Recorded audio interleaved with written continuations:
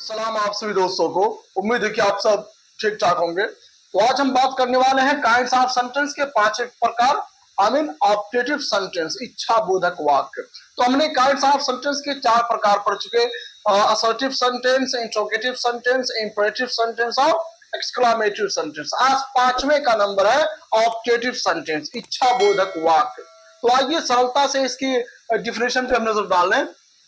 A sentence which expresses a blessing, एक वाक्य जो दर्शाता हो, एक्सप्रेस करता हो। क्या एक्सप्रेस करता हो? ब्लेसिंग, दुआ, आशीर्वाद, कर्स, अभिशाप या बद्दुआ, और विश, कामना, इच्छा, is called an optative sentence. क्या कहलाता है? हमारा ऑप्टेटिव सेंटेंस कहलाता है।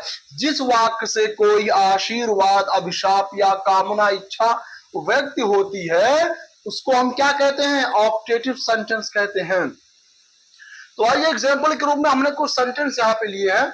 पहली बात, ऑप्टेटिव सेंटेंस में जिस तरह हमने एक्सक्लामेटिव सेंटेंस में ये एक्सक्लामेशन मार्क हमने ये लगाते हुए पढ़ा है, तो ऑप्टेटिव सेंटेंस में भी हम इसका प्रयोग करेंगे। ये विस्मयादि बोधक चिन्ह है, इसको हम ऑप्टेटिव सेंटेंस में भी प्रयोग करते हुए नजर आएंगे।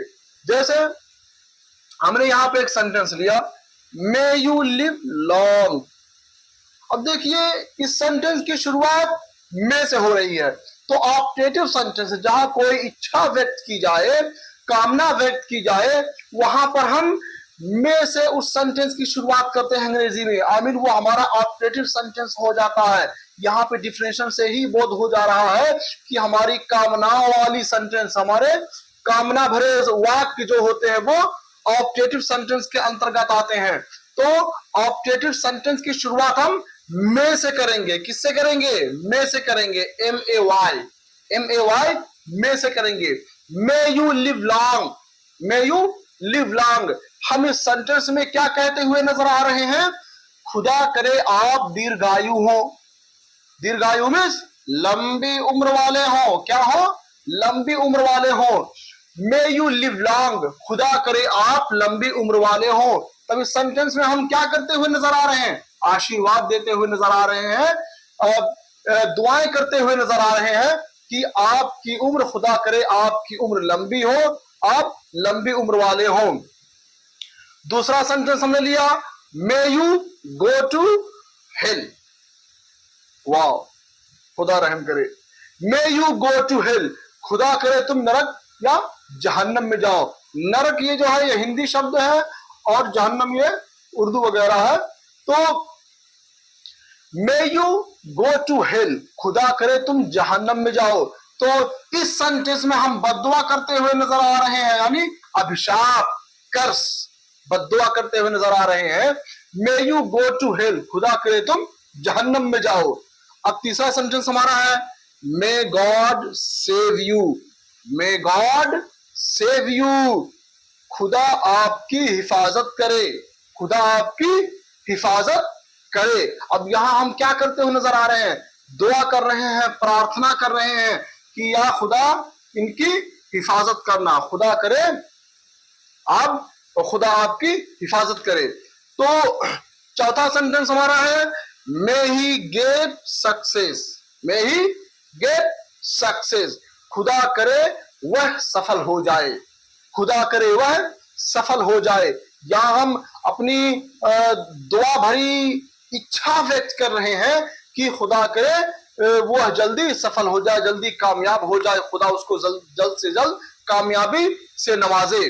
तो लॉन्ग लिव आवर किंग, हमारा राजा दीर्घायु हो, मतलब हमारे राजा की उम्र लंबी हो। तो अभी मैंने एक बात यहां पे कही कि ऑप्टेटिव सेंटेंस की शुरुआत मे वर्ड से होती है, जो मे है, MAY, मे। तो ऑप्टेटिव सेंटेंस की शुरुआत मे वर्ड से होती है। लेकिन जो हमारा 5वां सेंटेंस है, हमने यहां पर मे नहीं लगाया।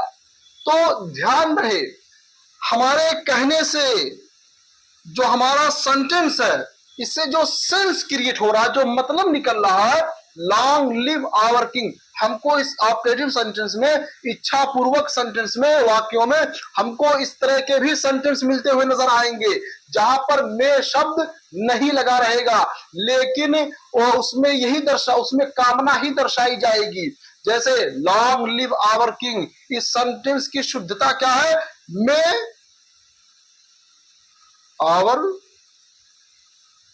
King live long. ध्यान रहे, इस सेंटेंस की शुद्धता यही है। इस सेंटेंस को सही रूप से यही लिखा जाएगा, may our king live long, may our king live long, ये एक्सक्लेमेशन मार्क यहां लग जाएगा, may our king live long. लेकिन हमने शॉर्ट में यहाँ पे लॉन्ग लिव आवर किंग लगा दिया है। तो ध्यान रहे, ऑप्टेटिव सेंटेंस में कहीं कहीं हमको मे वर्ड लिखा हुआ नजर नहीं आएगा, लेकिन जब हम पूरा सेंटेंस को पढ़ेंगे, सेंटेंस की पूरी स्टडी करेंगे, तो यही सेंटेंस, यही सेंस क्रिएट होगा, मतलब हमें ज्ञात होगा कि हमें किसी के बारे में इच्छा व्यक्त की जा रही है, दुआ के रूप में या बद्दुआ के रूप में इच्छा व्यक्त की जा रही है, अभिशाप के रूप में या आशीर्वाद के रूप में इच्छा कामना व्यक्त की जा रही है। तो ये रहा हमारा ऑप्टेटिव सेंटेंस। उम्मीद है कि आप सब समझ चुके होंगे। फिलहाल अभी हम बेसिक टर्म को लीड कर रहे हैं, हम बुनियादी स्तर से लेकर के चल रहे हैं। तो आगे क्लासेस में इन सब पे बहस होगी, लेकिन वो एडवांस के तहत आएंगे। अभी हम बेसिक से चल रहे हैं, तो शॉर्ट में, मुख्तसर में चल रहे हैं और बुनियादी चीजों पे सिर्फ गौर करते हुए चल रहे हैं, और बाकी जो कॉम्प्लिकेट मेथड है वो हम आगे डिफाइन करेंगे नेक्स्ट क्लासेस में। तो तब तक के लिए